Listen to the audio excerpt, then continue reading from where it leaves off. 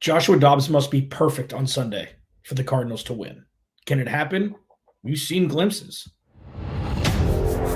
You are Locked On Cardinals, your daily Arizona Cardinals podcast. Part of the Locked On Podcast Network, your team every day.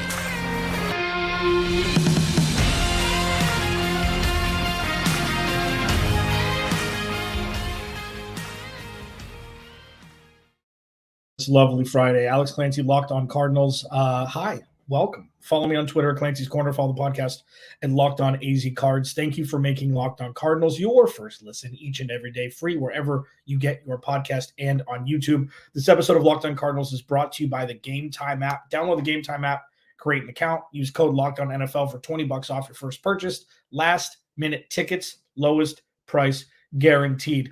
Dallas Cowboys coming into town. If you didn't check out my crossover with Locked On Cowboys host Marcus Mosher yesterday, go do that on YouTube and wherever you get your podcast. Something has happened between us recording that podcast and today. We'll discuss Trevon Diggs out for the year with a torn ACL. Their lead corner over there will weaken their defense a bit, but that defense has given up only 10 points through 2 weeks. Regardless of opponent in the NFL, that is very, very difficult to do. To discuss what the Cardinals need to do to win, what they need to avoid, and highlight some players that need to ball out in their respective positions in an effort to keep this game close. Because on paper, it looks to be not so favorable of a matchup for the Arizona Cardinals. Having said that, there are ways that the Cardinals can curtail a blowout from happening, staying in the game. If there's a one-score game in the NFL in the fourth quarter, anything's possible. Anything's possible. The first thing, and I'm just going to get right into it here, is Joshua Dobbs needs to be perfect. And by perfect, I mean cannot turn the ball over, must take advantage of opportunities when they present themselves, and he's got to make the offensive line's job as easy as possible. But getting the ball out quickly, which he does a good job of, but also knowing when to get rid of the ball, throwing it away, not forcing situations, and bouncing out of the pocket whenever he gets the opportunity when the pass rush strikes. Because if you haven't watched any Dallas Cowboys football up until this point, they've got the biggest terror on a football field on the defensive side of the ball in Micah Parsons. He may be the one that supplants Aaron Donald as MVP caliber from a defensive position. Not Defensive Player of the Year, MVP. And we know that that's a quarterback award now. Micah Parsons is in line to be on a short list of guys that could win the MVP this year if they continue to play at the trajectory that they are. I guess Christian McCaffrey would be another non-quarterback that would be there. And that's not to say, Nick Bosa and other guys are great, elite, 1%ers even. But Micah Parsons is an absolutely different stratosphere. He runs on fast forward and runs over people like it's Madden on easy. It's the wildest thing. So when I say Joshua Dobbs needs to be perfect, I mean it, because he's calling the shots, he's running the offense, and this is going to be in synchronicity with Drew Petzing blocking strategies, whether it be run block or pass block, in an effort to hinder the pass rush of the Dallas Cowboys. Because if the offensive line, especially the interior, isn't shorn up on Sunday, Dallas could have 7 sacks. And this pass rush is insane. DeMarcus Lawrence, Micah Parsons, et cetera, et cetera, et cetera. So Joshua Dobbs, just real quick, his numbers on the year. Okay, he's got 360 passing yards in 2 games. Obviously, the game against the Giants in the first half was as close to perfect as any quarterback could sustain. Now, I mean, I'm not comparing him to Patrick Mahomes perfect. Patrick Mahomes perfect, Joe Burrow perfect, Josh Allen perfect is different than Joshua Dobbs perfect. But he didn't turn the ball over. They moved the ball down the field. They scored a whole bunch of points. Perfect. He had a couple absolute dimes in the first half. And he had the angry run over the safety for a touchdown. I think it was David McKinney.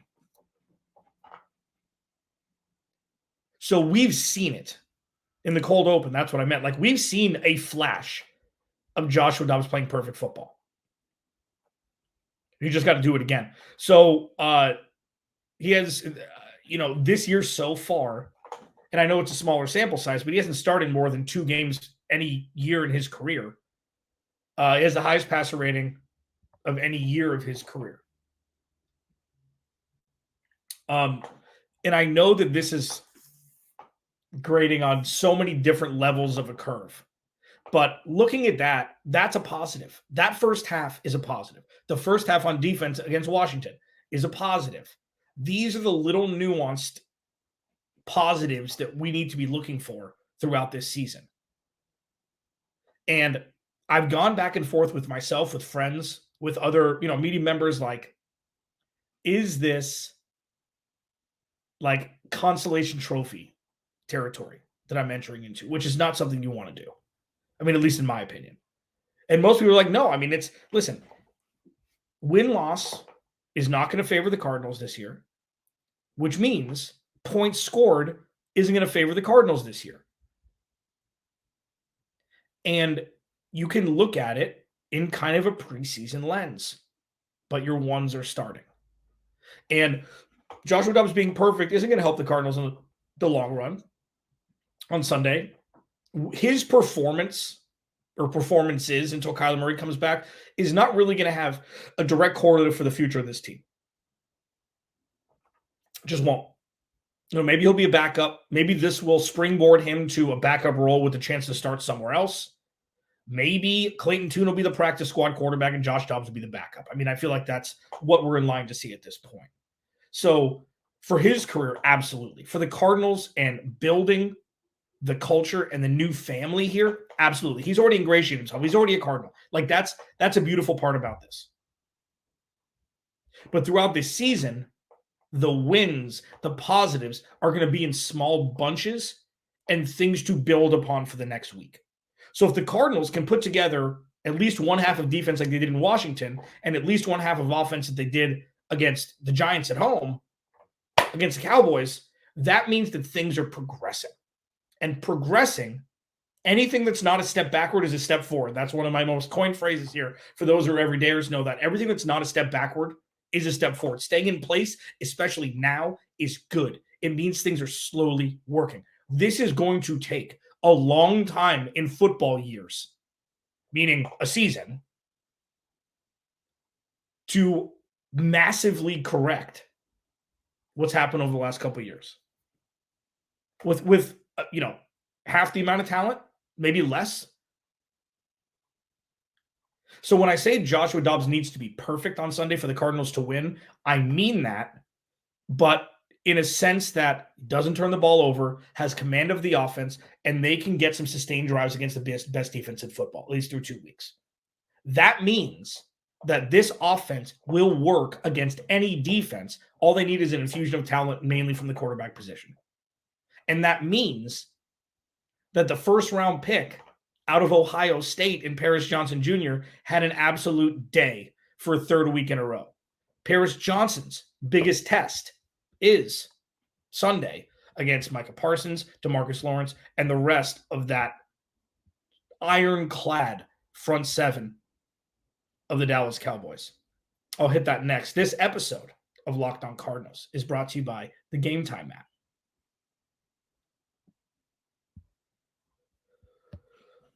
I'm going to see a concert with my buddies in 2 weeks. The first place that I went to was the Game Time app. It is so okay. And this was a plan, and this is funny. So, Incubus is one of our favorite bands growing up. I'm going to be 40 in a week, and we grew up with them. And this was kind of like a last second decision.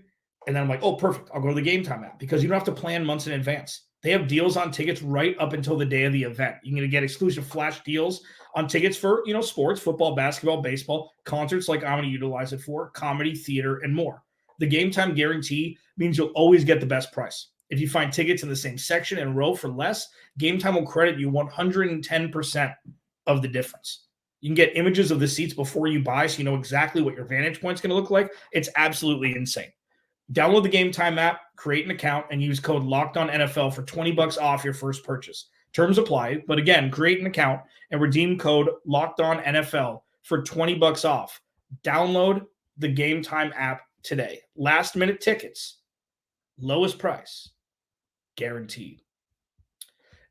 And after the concert's over, we've already decided that we're going to go back to my buddy's place and we're going to order some food. Okay. It's going to be later, and not all restaurants will deliver that we want at that point. And that's why with our next sponsor, this episode of Locked On Cardinals is brought to you by DoorDash. Okay. It makes everything so simple. You can order the food on your way home. It'll be waiting for you. It'll be there soon after. If you love the convenience of getting what you want right to your door, DoorDash grocery delivery, you can stock up for the week also. Like, there's so many things that DoorDash benefits. Laziness. If you're in a bind, if you're working from home, whatever it is, and the restaurant that you want doesn't traditionally deliver, DoorDash will go get it for you.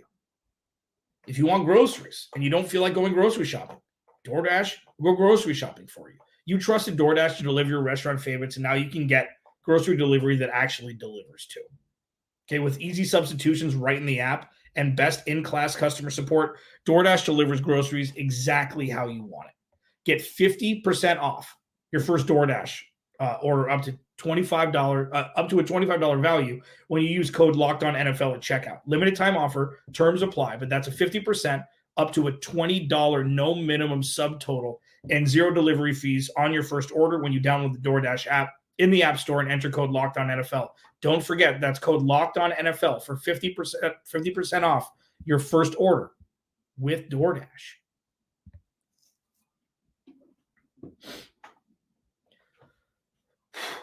It's going to be a tough game on Sunday for the Arizona Cardinals. It is. What's not tough is becoming an everyday here on Locked On Cardinals. Thank you for making Locked On Cardinals your first listen. Please go to the YouTube channel, search Locked On Arizona Cardinals, subscribe, turn the notifications on, leave a like. If you want to leave a review on, wherever you get your podcast, cool. I'm just happy you're around. If you'd like to follow me on Twitter at Clancy's Corner, if you have topic ideas you want to discuss, please feel free to send me a DM. I've always got stuff to talk about, and I would love to hear maybe a topic that you'd like to hear about that I haven't touched on yet this season so far. One player that I've discussed a lot, one player that I've gushed over is Paris Johnson Jr. Now, Paris Johnson Jr.'s Pro Football Focus grade isn't that high. I think it's in the high 50s, but he hasn't allowed a QB hit in the first 2 weeks. And the first two defenses aren't awful defenses in the Washington Commanders with that front and the New York Football Giants. This will be the toughest test for him playing on the right side. This is where if a star is born, you could see it very early theory kind of comes into play. Now, this isn't like an outside the box thought or anything like that, but with high draft picks, there's a couple different ways they enter into the league. One, fire off like coming out of a cannon, where it's like, oh, yep, Pro Bowler. That was right. Their game translates. And then, a little while it takes, half a year, something like that, handful of games. Like, okay, the game's starting to slow down for him is one of the coined phrases. And then, it could take a year and it could never happen. But if Paris Johnson Jr. comes out, doesn't even allow another QB hit in week 3 against the Cowboys, it's just like, players who play at that level won't just regress out of nowhere. It's not like, well, it's only been 2 games. It's an offense. The offensive line is one of the toughest positions to play. That might be one of the dumbest things I've ever said, obviously. Thank you, Alex, for being, Albert Einstein with that one. But with how much importance is weighed on the offensive line, with Kelvin Beachum going out and Paris Johnson just moving over to the right and just be like, all right, let's roll. And him playing not perfect football, but not allowing a QB hit in the first 2 games, better than allowing QB hits, better than allowing sacks on the right side. And we'll see where they line up Micah Parsons. They're going to line him up everywhere. We saw him just terrorize the interior of the offensive line for the Jets last week. So maybe that will be where they'll target, because that is, the weakest part of the offensive line is the interior for the Cardinals. Even though they've played well overall, Paris Johnson Jr. versus Micah Parsons is what I want to see. It's what I want to see. And I just hope. I need to find a nickname for him. PJJ is not it. I'm not a JG guy for Jonathan Gannon. I think it's dumb. Paris Johnson Jr. is still a mouthful to say, so I just hope that he thrives. Because the last time the Arizona Cardinals have had an offensive lineman who has been a Pro Bowler, DJ Humphries was an alternate, I think. Rodney Hudson, but that was, during his Raiders years. I think he may have been a Pro Bowler his first year with the Cardinals, but to see a set and forget offensive lineman for the Cardinals for the next decade, that'd be a beautiful, beautiful thing. So this is the perfect time for this test because Paris Johnson, he had a couple games, got to know the NFL speed, got to know the NFL, bull rush or pass rush that he's going to be seeing every down. And then you go Cowboys 49ers. It's like, okay, kid, let's see what you got. And so far, so good. It's going to be easier to protect for Kyler Murray, who, is just a better quarterback than Joshua Dobbs. He's faster. He can get outside the pocket quicker. It's going to be different, but these are incredible opportunities for him. I've talked a lot about with the rookies, namely on the defense, B.J. Ojulari, Catrell Clark, and then, when Garrett Williams comes back healthy, these are invaluable snaps with literally zero pressure on them to perform. Like Steve Keim would draft rookies and be like, okay, this roster is not good because I can't formulate a roster. You're going to go start now when they weren't ready. Marco Wilson's a key example. Byron Murphy was a key example. They're just set up to perform right away when maybe they're not ready to. This year, doesn't matter. B.J. Ojulari is going to continue to get better coming back from the injury. He hasn't looked fantastic during the first couple weeks, but these are invaluable snaps for these young guys to be able to play. And Paris Johnson Jr. is on the opposite side of the ball, where it is the most important set of positions on the offensive side. If you don't protect Kyler Murray, ain't none of this going to work. Said that for a long time. And if he's the first piece to the puzzle of this upgraded offensive line that's going to protect Kyler Murray or find whatever other quarterback it is for the next decade, and he starts out like this and continues and can and does it again against the Cowboys in that pass rush, it'll be a check mark. Check.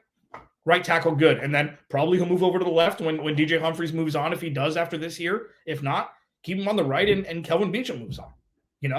Like, I'm fascinated. I will be fixated, glued, watching Paris Johnson on Sunday. Because again, as I wrap this up and we go back into the path to victory for the Cardinals in the next segment, watching these games, looking for positives and positive trends moving forward is what this season is all about. Trey McBride, another one. I'll talk about him in the next segment. Zach Ertz, I'll talk about him in the next segment. Start to look at this offense as if Kyler Murray were running it. Okay, well, they gained 5 yards there. Joshua Dobbs maybe didn't make the best throw, didn't lead the quarterback, had a guy deep that he didn't see, whatever it is. You're like, Kyler Murray would have made that throw. That could have been this. Like, that's kind of where my brain's going with this. And if Paris Johnson can do it with these incredibly meaningful snaps for a young player in a pseudo stress-free environment, there's obviously stress. You're trying to win every game. Obviously, that's not me saying, I hope they lose every game, because you'll never hear me say that on this show. Ever, ever. It's incredibly meaningful for these young players to be able to get the reps that they're getting, and Paris Johnson is just at a heightened level of importance right now. Locked On Cardinals, your team every day. Path to victory for the Cardinals. Is there one? Sure. Let's hit it next. This episode of Locked On Cardinals is brought to you by PrizePicks.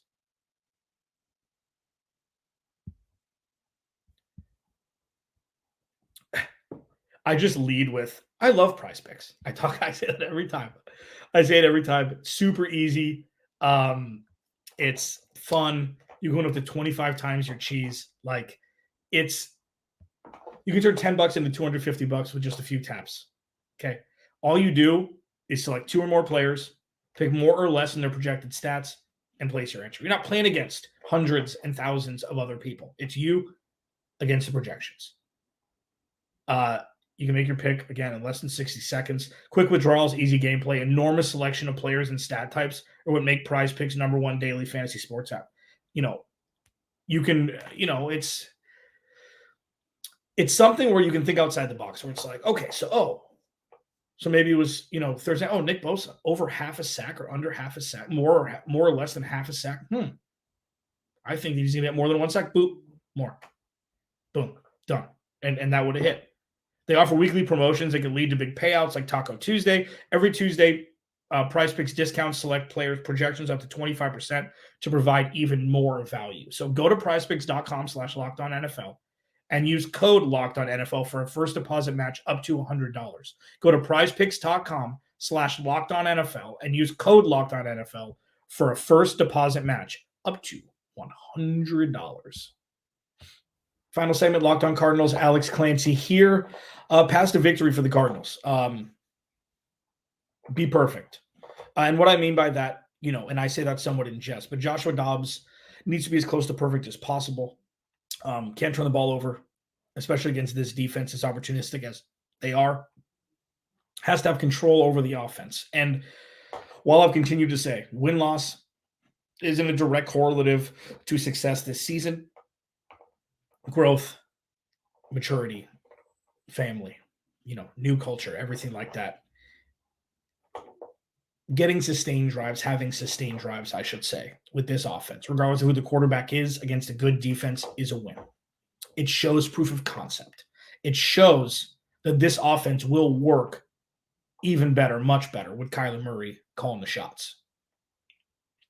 It'll show that even against the hottest defense in the NFL through 2 weeks, this offense can work. And that's going to be a mixture of a couple things. One, not turning the ball over.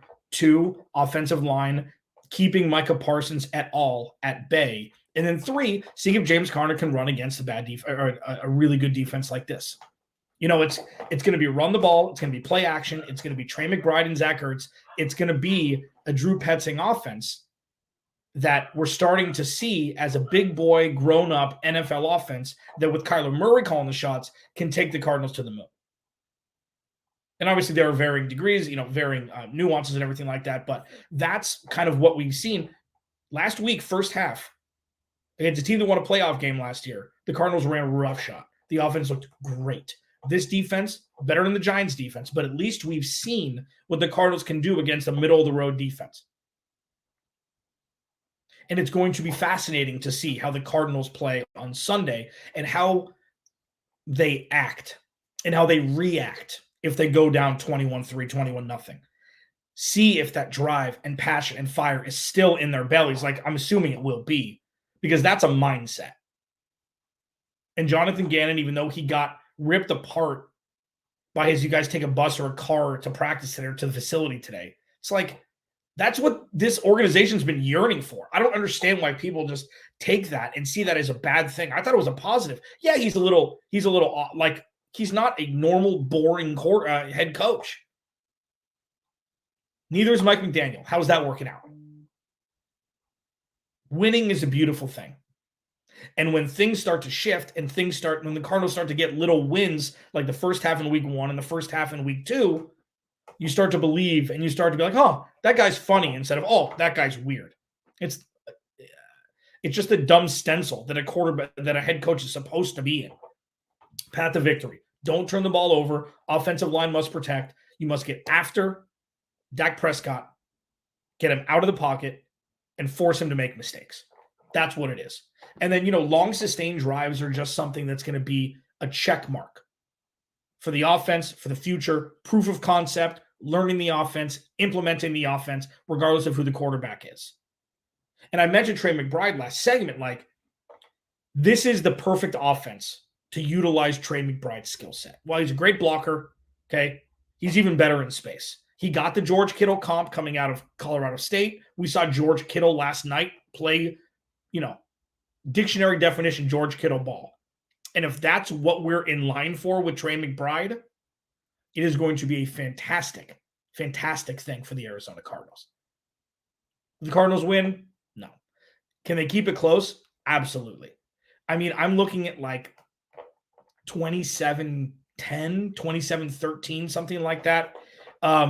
What you want to avoid is what the New York Giants couldn't avoid on Sunday Night Football Week 1. That's what you want to avoid. And what can help you avoid that?